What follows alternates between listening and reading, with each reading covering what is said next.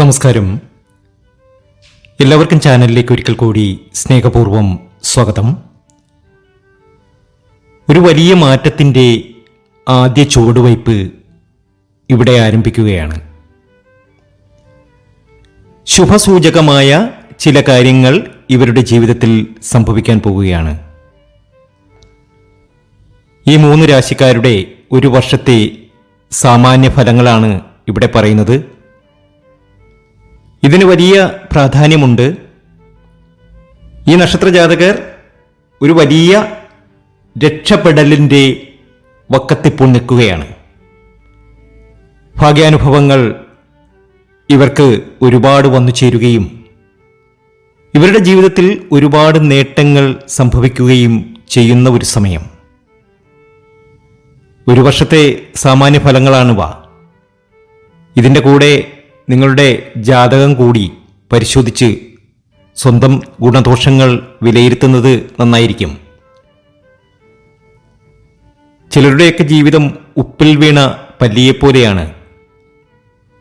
നീറുന്ന ഒരുപാട് അനുഭവങ്ങൾ ഇവരുടെ ജീവിതത്തിൽ സംഭവിക്കുകയാണ്. ഇനി സംഭവിക്കുന്നത് സർവ്വദോഷങ്ങളും അകന്ന് ഭാഗ്യം തേടി വരുന്ന ഒരു സമയം. ആഗ്രഹങ്ങൾ ഒക്കെ നടക്കുന്ന സമയം. എല്ലാ രീതിയിലും സമൃദ്ധിയിലേക്ക് പോകുന്ന സമയം. ദോഷങ്ങളൊക്കെ മാറുമ്പോൾ നമ്മുടെ ജീവിതത്തിൽ ഒത്തിരി നേട്ടങ്ങൾ സംഭവിക്കും. ഇവിടെയും സംഭവിക്കുന്നത് അതുതന്നെയാണ്. സർവദോഷങ്ങളും അകന്ന് ഭാഗ്യം തേടി വരുന്ന, എല്ലാ രീതിയിലും ഉയർച്ച വന്നു ചേരുന്ന ആ നക്ഷത്രജാതകരെ നമുക്ക് ഇന്നത്തെ വീഡിയോയിലൂടെ അറിയാം. ഇവർ ചെയ്യേണ്ട, ദോഷങ്ങൾ അകലുവാൻ വേണ്ടി ചെയ്യേണ്ട വഴിപാടുകൾ ഇവിടെ പറയും. ദാനധർമ്മങ്ങൾക്കൊക്കെ മുൻതൂക്കം കൊടുത്ത് മുന്നോട്ട് പോകുക. ഭാഗ്യം ഇവർക്കൊപ്പമുണ്ട്. അവരെ പരിചയപ്പെടുത്തുന്നതിന് മുമ്പ് എന്നത്തെയും പോലെ ഇന്നും നിങ്ങളിൽ നിന്നും ആ വിലപ്പെട്ട ലൈക്ക് പ്രതീക്ഷിക്കുന്നു. എൻ്റെ ഉപാസനാമൂർത്തിയായ മുത്തുമാരിയമ്മയ്ക്ക് ശർക്കര പായസം നേദിച്ച് പൂജകൾ അർപ്പിക്കുന്ന വെള്ളി ചൊവ്വ ദിനങ്ങളിൽ നിങ്ങൾക്കും നിങ്ങളുടെ കുടുംബാംഗങ്ങൾക്കും വേണ്ടി പ്രാർത്ഥിക്കുന്നതാണ്, പൂജകൾ ചെയ്യുന്നതാണ്. നിങ്ങൾ ചെയ്യേണ്ടത് ഇത്രമാത്രം: നിങ്ങളുടെ പേരും ജന്മനക്ഷത്രവും കമന്റ് ബോക്സിൽ രേഖപ്പെടുത്തുക. നിങ്ങൾക്ക് വേണ്ടി പ്രാർത്ഥിക്കും. നിങ്ങളുടെ ജീവിതത്തിൽ ഒരുപാട് സന്തോഷകരമായിട്ടുള്ള അനുഭവങ്ങൾ വന്നു ചേരുവാൻ. മേടരാശിക്കാരായ അശ്വതി, ഭരണി, കാർത്തിക എന്നീ നക്ഷത്രജാതകരെ സംബന്ധിച്ച് ദുരിതങ്ങളിലൂടെയും സങ്കടങ്ങളിലൂടെയും പോയ ഒരു സമയമായിരുന്നു. ഇപ്പോൾ ഇവർക്ക് ശനി ജന്മരാശിയുടെ 11ാം ഭാവത്തിൽ നിൽക്കുമ്പോൾ ധനലാഭവും പ്രതാപപുഷ്ടിയും ഫലമായി കാണുന്നു. ജീവിതത്തിൽ ഇതുവരെ അനുഭവിച്ച ദുഃഖങ്ങളും ദുരിതങ്ങളും ഒക്കെ മാറിക്കിട്ടി നല്ല ഭാഗ്യാനുഭവങ്ങൾ ഈ നക്ഷത്രജാതകർക്ക് വന്നു ചേരും. ഒത്തിരി സങ്കടങ്ങളായിരുന്നു, ഒരുപാട് ദുഃഖം, മാനസികമായി ഒരുപാട് സങ്കടങ്ങൾ, ശരീരക്ഷതം, ഇവയൊക്കെ ഇവർ അനുഭവിച്ചു. ഒത്തിരി ക്ലേശങ്ങൾ അനുഭവിച്ചു. ഇനി ഇവർക്ക് ഒരുപാട് ഭാഗ്യമാണ്, ഒരുപാട് നേട്ടമാണ്.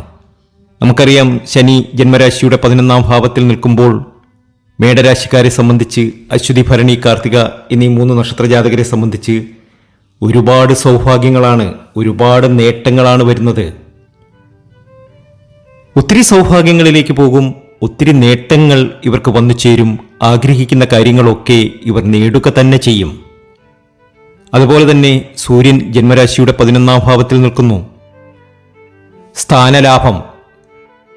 വിദേശത്തൊക്കെ നിൽക്കുന്നവർക്ക് ജോലിയിലൊക്കെ ഉന്നതി ഉണ്ടാകും. ഐശ്വര്യം വന്നു നിറയും. രോഗശാന്തി ഉണ്ടാകും. മൊത്തത്തിൽ ഇവരുടെ ഫലം പരിശോധിച്ചാൽ വളരെയേറെ നേട്ടത്തിലേക്കാണ് മേടരാശിക്കാരായ അശ്വതി, ഭരണി, കാർത്തിക എന്നീ 3 നക്ഷത്രജാതകർ എത്തുന്നത്. അതുപോലെ തന്നെ ബുധൻ 10ാം ഭാവത്തിൽ, ജന്മരാശിയുടെ 10ാം ഭാവത്തിൽ നിൽക്കുമ്പോൾ ശത്രുനാശം സംഭവിക്കും. ധനലാഭം വന്നു ചേരും. ഒരുപാട് സൗഭാഗ്യങ്ങളിലേക്ക് പോകും. നമ്മൾ കേട്ടിട്ടില്ലേ ശുക്രൻ അടിക്കുക എന്നൊക്കെ? ശുക്രൻ ജന്മരാശിയുടെ 12ാം ഭാവത്തിലാണ്. അതുകൊണ്ട് തന്നെ ധനലാഭം വന്നു ചേരും. നിങ്ങൾ ചുവട് വയ്ക്കുന്ന എന്തു മേഖലയിലും നിങ്ങൾക്ക് വിജയിക്കുവാൻ സാധ്യമാകും. ഈ ഒരു വർഷക്കാലം നിങ്ങളെ സംബന്ധിച്ച് ഒരുപാട് സൗഭാഗ്യങ്ങൾ നിറഞ്ഞതാണ്. ഒത്തിരി ഭാഗ്യങ്ങളാണ് വന്നു ചേരുന്നത്. അതുപോലെ തന്നെ ചില വഴിപാടുകൾ കൂടി നടത്തണം. അതൊക്കെ നടത്തുക വഴി നിങ്ങളുടെ ജീവിതത്തിൽ സർവ്വ ഐശ്വര്യവും വന്നു ചേരും.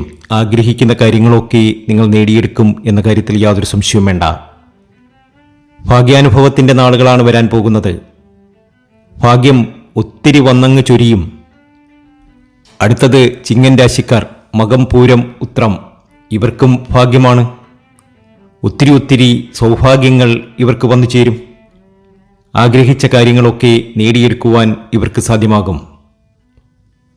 പക്ഷേ ഇവർക്ക് ചില ദോഷങ്ങൾ കൂടി ഉണ്ട്.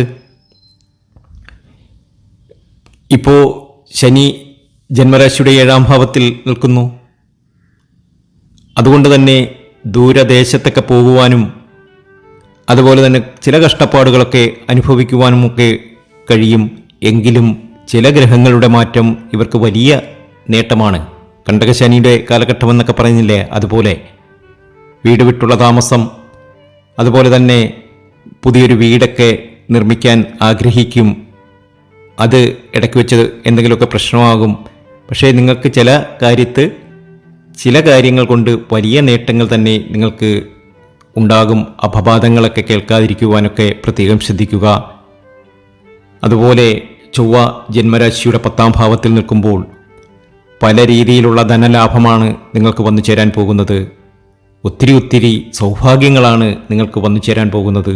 ശുക്രൻ്റെ ഗുണവും നിങ്ങൾക്കുണ്ട്. ശുക്രൻ ജന്മരാശിയുടെ 8-ാം ഭാവത്തിൽ നിൽക്കുന്നു.